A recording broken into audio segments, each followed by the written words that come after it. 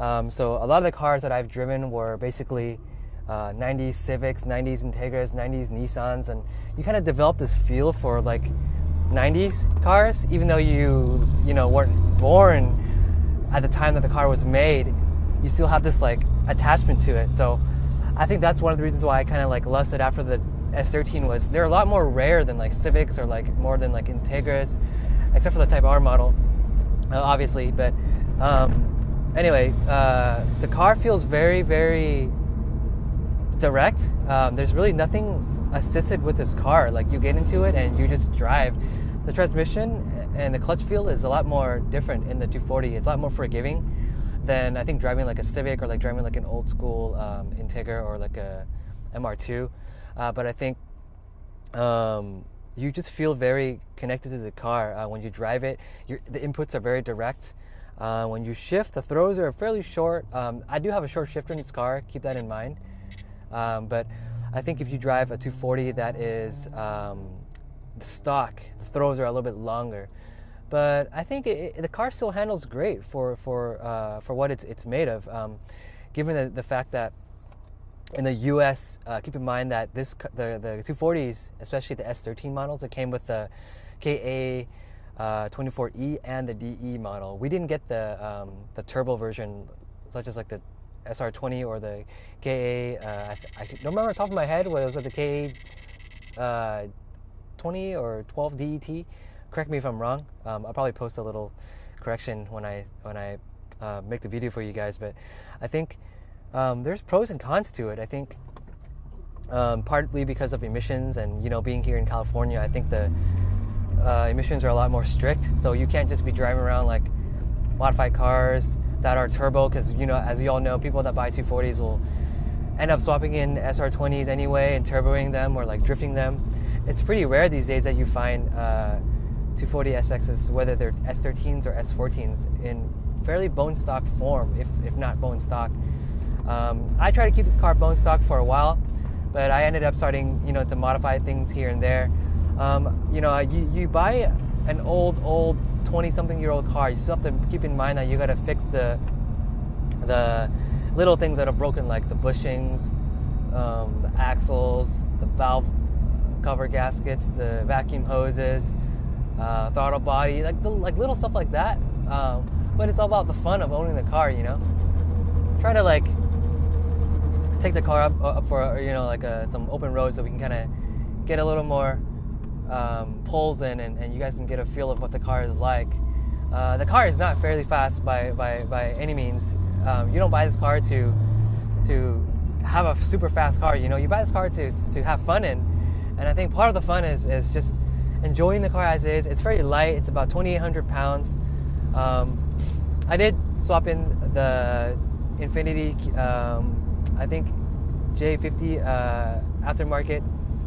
Not aftermarket, I'm sorry. I swapped in an LSD from an Infiniti J50, and I think that helped the car with handling, because the 240SX comes with an open diff.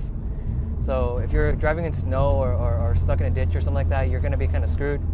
But after swapping in the diff, the car does feel a little bit more planted. I could take corners a lot harder and kind of power out of them. So one of the things that I think, if you have a 240 and you want to upgrade the handling department, you should probably look into that. We're probably going to take a right here and get some pulls in. Keep in mind, guys, this is not an S2000 like my other car, so you won't be able to drive fast, or you do not want to drive fast in the city anyway. But I feel good driving this car. I mean, there's nothing crazy about owning a 240 other than that people think you just own it to drift. But if you do the certain things to it, and both internally and externally, you can turn a lot of heads. To be honest, I get a lot more people come up to me that have owned this car over my S2000, and they're asking me, "Oh, where's this car from? Where did you buy it? How come it looks so nice? It's a 1990." And then when I tell them it is a 1990, and I show them the flip-up headlights, which is I think one of the best features about the 240 is the lights, they start asking me a bunch of questions. I still get people come up to me once in a while in the S2000, but this car is just a whole different league of its own. And I don't care about the fact that it's slow, only having about 140 horsepower, I think. you still can have a lot of fun in this car. Taking it to the canyons, you know. Do some. Yeah, it still feels really solid. I mean, it goes. You gotta like step on the gas to get it to go. You don't feel like instant pull if you're coming in driving like a S2000 or like a WRX or like a Evolution or something like that. This is gonna be like a complete downgrade. But if you look at it in like terms of like owning a classic, owning something rare, owning something clean, owning a piece of history, classic JDM 90s engineering, then there's so many more pros than cons. It's all about your perspective. And for me, and part of Edgerton 30UK, I guess, media's channel is that we want to just enjoy the car for what it is and take care of it. And looking back, maybe like 15, 20 years later, you can kind of appreciate that you have such a rare gem, and owning like a unicorn is, it's all about, being passionate about cars. But going back to the car, I think it's really great. I think I haven't done anything to the engine, basically just like replacing the valve cover gasket and making sure it has good oil. Other than that, short shifter, good coilovers, adjustable arms and rods, and you can get a really good alignment out of the car.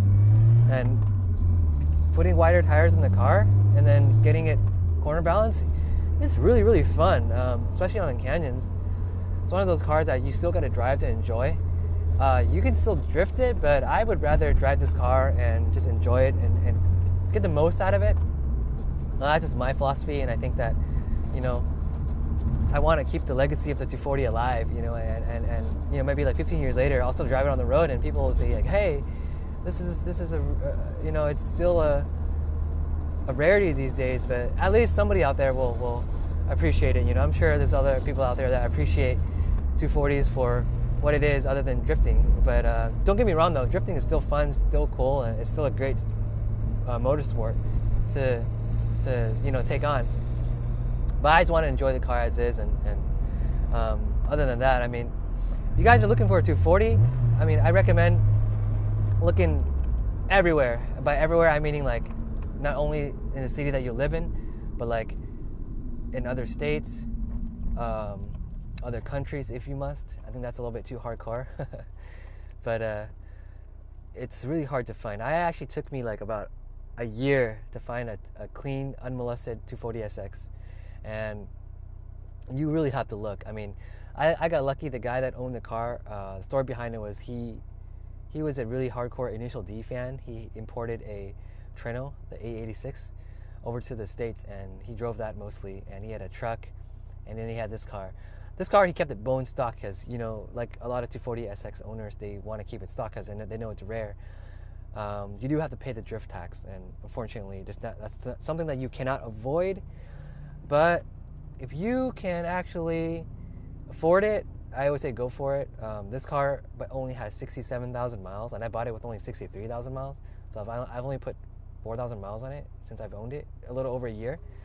But by all means, look around, make sure it's unmolested, make sure it's rust-free. That's another key thing. A lot of old cars, especially old Japanese cars, they are really prone to rust. So you gotta be careful with that. And do an underbody inspection, take it to a shop.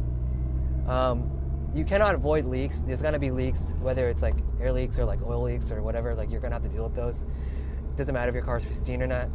It's just part of owning an old car. So try not to stress too much about that.